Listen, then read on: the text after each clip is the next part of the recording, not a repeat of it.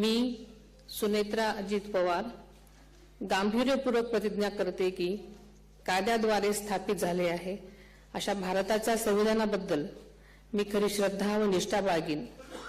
मी भारताची सार्वभौमता व एकात्मता उन्नत राखीन। मी महाराष्ट्र राज्याची उपमुख्यमंत्री म्हणून माझी कामे निष्ठापूर्वक व ससद्विवेक बुद्धीने पार पाडेन आणि संविधान व कायदा यानुसार सर्व तऱ्हेच्या लोकांना मी गांभीर्यपणे व निपक्षपातीपणे तसेच कोणाच्याही विषयी ममत्वभाव किंवा आकस न बाळगता न्याय वागणूक देईन।